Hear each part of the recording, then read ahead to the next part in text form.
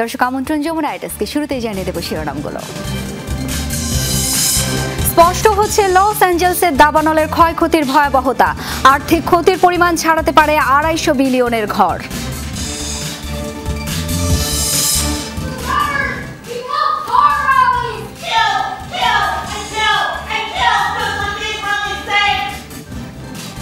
গাজা ইস্যুতে বক্তব্যের সময় ফিলিস্তিনপন্থীদের তোপের মুখে মার্কিন পররাষ্ট্রমন্ত্রী, ইসরায়েলের দোসর ও যুদ্ধাপরাধী আখ্যা ব্লিনকেনকে।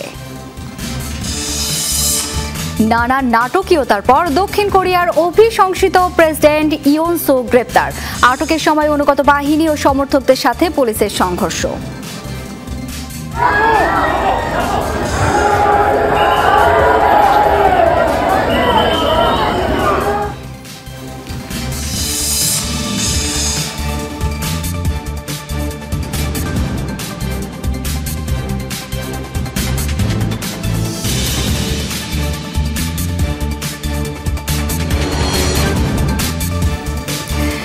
দর্শক আমন্ত্রণ যমুনা আইটাসকে এতক্ষণ শিরোনাম দেখছিলেন, আপনাদের সাথে আছি আমি শাওন দত্ত।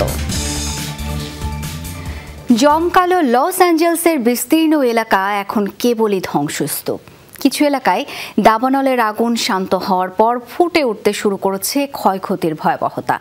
ছাই আর ধ্বংসস্তূপের ভেতর তল্লাশি অভিযান শুরু করেছে ফায়ার সার্ভিসের কর্মীরা। অবশ্য সামনে কয়েকদিন বাতাসের তীব্রতা বাড়ার পূর্বাভাস থাকায় প্যালিসেড ও অ্যাটনের দাবানল আরও ছড়িয়ে পড়ার শঙ্কা রয়েছে। এখনো প্রায় 1 লাখ মানুষকে নিরাপদ আশ্রয়ে থাকার নির্দেশ দেওয়া হয়েছে। এদিকে দাবানলে প্রাণহানি বেড়ে দাঁড়িয়েছে 25 জনে।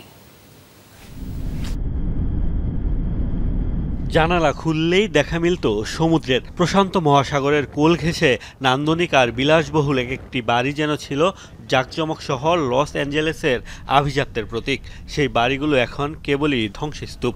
যেদিকেই চোখ যায় কেবল দেখা মেলে ধূসর ছাই আর বিধ্বস্ত বাড়ির ধ্বংসাবশেষ। মঙ্গলবার পূর্বাভাসের চেয়ে কিছুটা কম ছিল বাতাসের গতিবেগ। বাকিগুলো অনেকটাই নিয়ন্ত্রণে আনা গেলেও এখনও আতঙ্ক ছড়াচ্ছে প্যালিসেড ও এটনের দাবানল। প্যালিসেডের দাবানলের মাত্র 18% নিয়ন্ত্রণে এসেছে, আর এটনের নিয়ন্ত্রণে এসেছে 35% আগুন। সামনের দিনগুলোতে বাতাসের তীব্রতা বাড়ার পূর্বাভাস থাকায় নতুন নতুন এলাকায় আগুন ছড়ানোর শঙ্কা কর্তৃপক্ষের।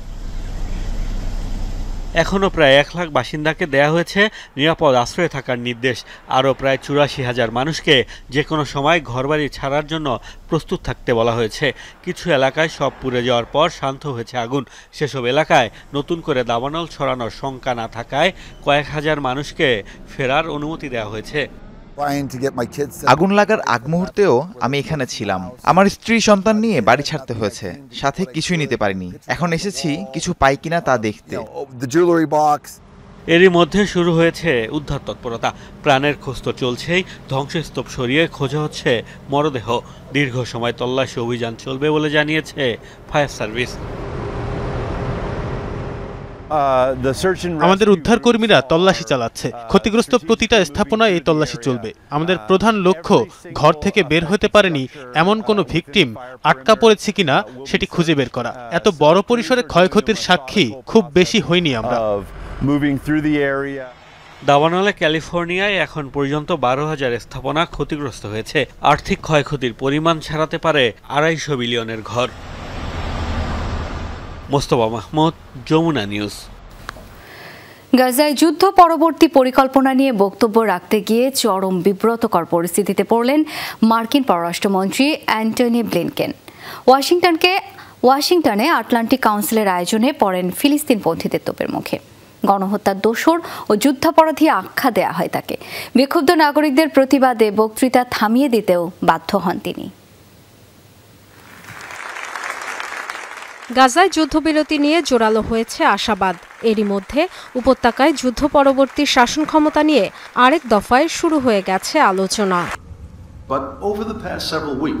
ওয়াশিংটনে আটলান্টিক কাউন্সিলের আয়োজনে এই ইস্যুতে কথা বলছিলেন যুক্তরাষ্ট্রের পররাষ্ট্রমন্ত্রী অ্যান্টনি ব্লিনকেন। তার বক্তব্য বেশি দূর এগোনোর আগেই শুরু হয় শোরগোল। তাকে যুদ্ধাপরাধী গণহত্যাকারী আখ্যা দিয়ে তীব্র প্রতিবাদ জানান এক ফিলিস্তিনপন্থী নারী।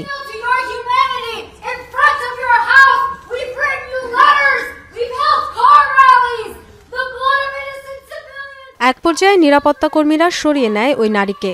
ব্লিনকেন পুনরায় বক্তৃতা শুরু করতে না করতেই আবার বিপত্তি। এবার সেক্রেটারি অফ জেনোসাইড আখ্যা দেয়া হয় তাকে।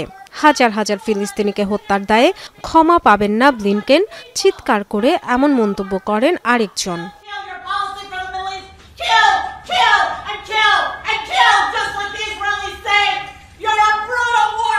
তৃতীয়বারের মতো একই ঘটনার পুনরাবৃত্তি হয়। মার্কিন জনগণের করের অর্থে ফিলিস্তিনিদের উপর নিপীড়নের নিন্দা জানান বিক্ষুব্ধ আরেক ফিলিস্তিনপন্থী মার্কিনী।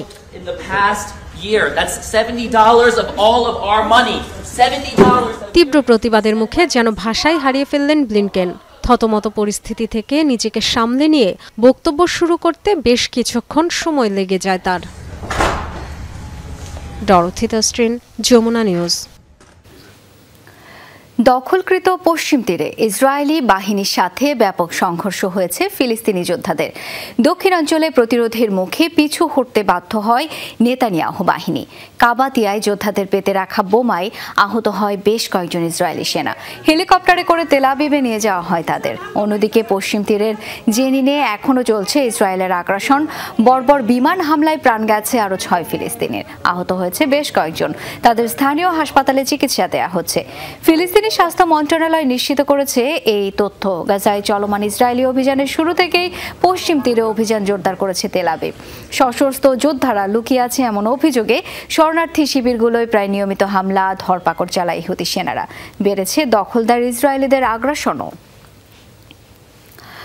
আবারও পরমাণু আলোচনা শুরুর লক্ষ্যে জেনেভায় যুক্তরাজ্য, ফ্রান্স ও জার্মানির সাথে বৈঠক করেছে ইরান। মঙ্গলবার রাষ্ট্রীয় টেলিভিশনকে দেয়া সাক্ষাৎকারে একথা জানান দেশটির পররাষ্ট্রমন্ত্রী আব্বাস আরাকচি। বলেন, 6 বিশ্ব শক্তির সাথে বাতিল হয়ে যাওয়া চুক্তি পুনরায় চালু করাই আলোচনার মূল উদ্দেশ্য। ইউরোপীয় দেশগুলোর সাথে সমঝোতায় ইরান কাজ করছে বলেও দাবি করেন। তবে ওয়াশিংটন চুক্তিতে না ফিরলে মার্কিন প্রশাসনের সাথে আর কোনো আলোচনায় বসবে না তেহরান, এমন হুঁশিয়ারি দেন আব্বাস। শান্তিপূর্ণ পরমাণু কর্মসূচি বাস্তবায়নে 2015 সালে যুক্তরাষ্ট্র সহ 6 দেশের সাথে চুক্তি হয় ইরানের। কিন্তু 2018 সালে চুক্তি থেকে বেরিয়ে যায় ওয়াশিংটন। তেহরানের উপর পুনরায় নিষেধাজ্ঞা বহাল করে ট্রাম্প প্রশাসন। এই আলোচনার মূল উদ্দেশ্য হলো আবার পারমাণবিক আলোচনা শুরুর উপায় খুঁজে বের করা। আমাদের নীতি এখনো অপরিবর্তিত। পরমাণু ইস্যুতে মার্কিন সরকারের সাথে আলোচনায় বসবো না যতক্ষণ না তারা আমাদের সাথে চুক্তিতে ফেরার বিষয়ে তাদের নিজস্ব নীতি ঘোষণা করে। শেষ রক্ষা হলো না দক্ষিণ কোরিয়ার অভিশংসিত প্রেসিডেন্টের। কয়েক ঘন্টা চরম নাটকীয়তার পর অবশেষে গ্রেপ্তার করা হলো ইউন সুকিয়লকে। প্রথম অভিযানের 12 দিনের মাথায় বুধবার দ্বিতীয় দফায় অভিযান চালায় যৌথ বাহিনী। ইউনের অনুগত বাহিনী এবং সমর্থকদের দফায় দফায় বাধাই তৈরি হয় উত্তপ্ত পরিস্থিতি। এমনকি মই দিয়ে কাটা তারের বেড়া কেটেও ভেতরে প্রবেশের উদ্যোগ নেয় পুলিশ। কয়েক ঘন্টার চেষ্টায় দেশটির প্রথম প্রেসিডেন্ট হিসেবে আটক করা হয় ইউনকে। বুধবার ভোরের আলো ফোটার আগেই শুরু হয় যৌথ বাহিনীর অভিযান। অভিশংসিত প্রেসিডেন্ট ইউন সুক ইয়োলের বাসভবন অভিমুখে রওনা দেয় কয়েকশো পুলিশ। উদ্দেশ্য, গ্রেফতারি পরোয়ানা জারি হওয়া ইউনকে আটক করা। তবে খুব সহজ হয়নি অভিযান।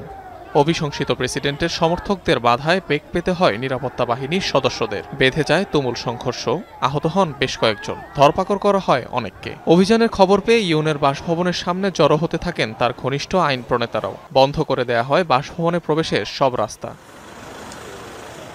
পরপর 3টি ব্লকেট পেরিয়ে বাসভবনের সামনে অবস্থান নেয় পুলিশ সদস্যরা। ঘিরে ফেলে চারদিক। সেখানেও পড়তে হয় প্রেসিডেন্সিয়াল সিকিউরিটি সার্ভিসের তোপের মুখে। উপায় না পেয়ে এমনকি মই দিয়েও ভেতরের চত্বরে ঢোকার চেষ্টা করে নিরাপত্তা কর্মীরা। এক পর্যায়ে প্রেসিডেন্ট ভবনে প্রবেশে সফল হন তারা। কয়েক ঘন্টার চেষ্টার পর আটক করা হয় ইউন সুক ইয়োলকে। এরপর দুর্নীতি তদন্তকারী কার্যালয়ে নেওয়া হয় অভিশংসিত প্রেসিডেন্টকে। গেল মাসে সামরিক আইন জারির ব্যর্থ চেষ্টার জেরে অভিশংসিত হন প্রেসিডেন্ট ইউন সুক ইয়োল। এরপরই তার বিরুদ্ধে গ্রেফতারি পরোয়ানা জারি করেন সিওলের আদালত। চলতি মাসের শুরুতেই ইউনকে আটকে অভিযান চালিয়েছিল পুলিশ। তবে তার সমর্থক আর অনুগত বাহিনীর বাধার মুখে ব্যর্থ হয় চেষ্টা। অনিক রহমান, যমুনা নিউজ। রক্তপাত এড়াতে তদন্তকারী কর্মকর্তাদের সামনে হাজির হবার সিদ্ধান্ত নিয়েছেন বলে জানিয়েছেন দক্ষিণ কোরিয়ায় অভিশংসিত প্রেসিডেন্ট ইউন সুক ইয়োল। গ্রেপ্তার হওয়ার আগে এক ভিডিও বার্তায় তার বিরুদ্ধে হওয়া তদন্তকে অবৈধ আখ্যা দেন তিনি। যখন দেখলাম তারা অগ্নি নির্বাপক সরঞ্জাম দিয়ে নিরাপত্তা বেষ্টনী ভাঙার চেষ্টা করছে, তখন আমি তদন্তকারীদের আহ্বানে সাড়া দেওয়ার সিদ্ধান্ত নেই। যদিও এটি অবৈধ পদক্ষেপ, কেবল অনাকাঙ্ক্ষিত রক্তপাত বন্ধে এই সিদ্ধান্ত নিয়েছি। তার মানে এই নয় যে আমি তদন্ত প্রক্রিয়া মেনে নিচ্ছি। যুদ্ধ শুরুর পর রাশিয়ার সবচেয়ে বড় মিসাইল ও ড্রোন হামলা চালিয়েছে ইউক্রেন। জ্বালানি, গোলাবারুদ ডিপো ও রাসায়নিক কারখানা লক্ষ্য করে এই হামলা চালায় কিয়েভ সেনারা। এতে ব্যাপক বিস্ফোরণের পর আগুন ধরে যায় বিস্তীর্ণ এলাকা জুড়ে। হামলার কারণে বন্ধ রাখা হয়েছে বিমানবন্দর সহ বিভিন্ন প্রতিষ্ঠান। এদিকে পাল্টা জবাবে কিয়েভে অভিযান চালিয়েছে রাশিয়াও। ইউক্রেনীয় বাহিনীর মুহুর্মুহু হামলায় জ্বলছে রুশ ভূখণ্ড। মঙ্গলবার রাশিয়ার কৌশলগত গুরুত্বপূর্ণ বিভিন্ন টার্গেট লক্ষ্য করে বিধ্বংসী মিসাইল ও ড্রোন ছোড়ে ইউক্রেনীয় সেনারা। হামলার টার্গেট ছিল রাসায়নিক কারখানা ও গোলাবারুদের ডিপো। রাশিয়া ইউক্রেন যুদ্ধ শুরুর পর এটি রাশিয়ার অভ্যন্তরে ইউক্রেনের সবচেয়ে বড় হামলা, এমনটাই দাবি করছে জেলেনস্কি প্রশাসন। সীমান্ত থেকে প্রায় 1100 কিলোমিটার অভ্যন্তরে চালানো হয়েছে এসব হামলা। আন্তর্জাতিক বিভিন্ন গণমাধ্যম বলছে সবচেয়ে বেশি ক্ষয়ক্ষতি হয়েছে ব্রায়ানস্ক এলাকায়। ধ্বংস হয়েছে তেল শোধনাগার, গোলাবারুদের ডিপো এবং একটি রাসায়নিক কারখানা। দক্ষিণ পশ্চিমাঞ্চলীয় এলাকা কাজানেও একটি গ্যাস সংরক্ষণ স্থাপনায় হয়েছে ব্যাপক ড্রোন হামলা। হামলার তীব্রতায় পশ্চিমাঞ্চল ও সেন্ট্রাল রাশিয়ায় বন্ধ ঘোষণা করা হয়েছে বেশ কয়েকটি স্কুল। অঞ্চলগুলোর 9টি এয়ারপোর্টে সাময়িকভাবে বন্ধ আছে বিমান চলাচল। তবে এ ঘটনায় হতাহতের ব্যাপারে জানা যায়নি কোনো তথ্য। এসব হামলায় যুক্তরাষ্ট্রের দেয়া ক্রুজ মিসাইল ব্যবহার করা হয়েছে, এমন তথ্য দিয়েছে বিভিন্ন আন্তর্জাতিক গণমাধ্যম। রাশিয়া বলছে তাদের আকাশ প্রতিরক্ষা ব্যবস্থা ভূপাতিত করেছে বেশ কয়েকটি ATCMS মিসাইল ও স্টর্ম শ্যাডো ক্রুজ মিসাইল। তবে এ বিষয়ে এখনও কোনো মন্তব্য করেনি ওয়াশিংটন। এদিকে হামলার একদিন পরই কিয়েভে পাল্টা অভিযান চালায় মস্কো। ইউক্রেনের রাজধানী লক্ষ্য করে ছোড়া হয় একের পর এক মিসাইল। তবে পূর্ব সতর্কতার কারণে এসব ক্ষেপণাস্ত্র ভূখণ্ডে আঘাত হানার আগেই বাসিন্দাদের সরিয়ে নেওয়া হয় নিরাপদ শেল্টারে। বড় দুর্ঘটনা ও প্রাণহানি এড়াতে বন্ধ রাখা হয়েছে 6টি অঞ্চলের বিদ্যুৎ সংযোগ। ইফফাত আরা খন্দকার, যমুনা নিউজ। ট্যাঙ্ক বিধ্বংসী নতুন মিসাইলের সফল পরীক্ষা চালিয়েছে ভারত। সম্পূর্ণ নিজস্ব প্রযুক্তিতে তৈরি নাগ মার্ক 2 ক্ষেপণাস্ত্রের পরীক্ষা চালানো হয় পোখরান রেঞ্জে। ভারতীয় গবেষণা সংস্থা DRDOর তত্ত্বাবধানে তৈরি করা হয়েছে এই মিসাইল। দিল্লির দাবি, এই মিসাইল দিয়ে সর্বাধুনিক প্রযুক্তির ট্যাঙ্কও ধ্বংস করা সম্ভব। মঙ্গলবার ভারতের পোখরানে চালানো হয় ট্যাঙ্ক বিধ্বংসী ক্ষেপণাস্ত্র নাগ মার্ক 2 এর সফল পরীক্ষা। স্বল্প এবং সর্বাধিক 2 ধরনের দূরত্বেই এই ক্ষেপণাস্ত্রের সফলতা মিলেছে। ডিআরডিও বলছে ভারতীয় সামরিক বাহিনীর জন্য সর্বাধুনিক প্রযুক্তির এই anti tank guided missile system. এটি ওজনে হালকা এবং যে কোনো আবহাওয়ায় কাজ করতে সক্ষম। মিসাইলটির ওজন প্রায় 45 কেজি, দৈর্ঘ্য 6 ফুট, প্রতি সেকেন্ডে প্রায় 250 মিটার গতিতে ছুটতে পারে এটি। টার্গেট আগে থেকে নির্দিষ্ট করে দেয় সহজেই এটি লক্ষ্যে আঘাত হানে। নিজস্ব প্রযুক্তির ক্ষেপণাস্ত্র নিয়ে দীর্ঘদিন ধরে কাজ করে আসছে ডিআরডিও। এর আগেও এই প্রতিরক্ষা বিষয়ক গবেষণা সংস্থা নাগ 1 নামের ট্যাঙ্ক বিধ্বংসী ক্ষেপণাস্ত্র তৈরি করে। দীর্ঘদিন ধরে সীমান্ত এলাকায় পাকিস্তান ও চীনের সাথে উত্তেজনা বাড়ছে ভারতের। সে কারণেই গোলন্দাজ বাহিনীর সক্ষমতা বাড়াতে ট্যাঙ্ক বিধ্বংসী ক্ষেপণাস্ত্র প্রকল্প নিয়েছে ভারত। মীর মুশফিকা হাসান, যমুনা নিউজ। দক্ষিণ আফ্রিকার একটি অবৈধ স্বর্ণখনি থেকে 36 জনের মরদেহ উদ্ধার করা হয়েছে। এছাড়া জীবিত উদ্ধার করা হয় 82 জনকে। আদালতের নির্দেশে গত সোমবার শুরু হয় উদ্ধার অভিযান। প্রথম দিন 9টি মরদেহ উদ্ধার করা হয়। পরে মঙ্গলবার খনির ভেতর থেকে মৃত অবস্থায় আরও 27 জনকে আনা হয়। গত আগস্টে অবৈধ খনি বিরোধী অভিযান শুরু করে দক্ষিণ আফ্রিকার পুলিশ। এরপরই স্টিল ফন্টেইন এলাকার খনিটিতে অবস্থান নেয় বিপুল অবৈধ শ্রমিক। প্রথমে খাবার পানি সরবরাহ বন্ধ করে দিলেও ব্যাপক সমালোচনার মুখে সিদ্ধান্ত থেকে সরে আসে পুলিশ। এরপর নানাভাবে চেষ্টা করেও বাইরে বের করা যায়নি ওই শ্রমিকদের। ধারণা এখনও অনেকে রয়েছেন খনিটির ভেতরে।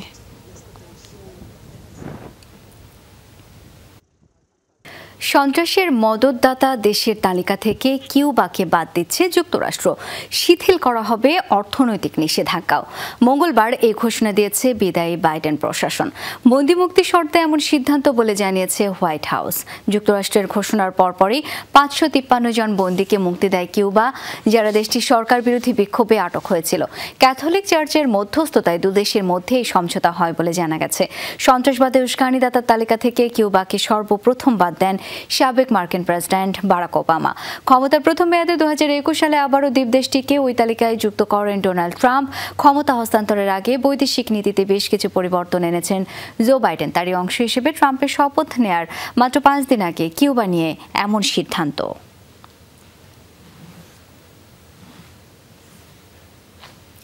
দর্শক, যমুনা রাইটার্সকে পর্যন্তই। ধন্যবাদ এতক্ষণ সাথে থাকার জন্য।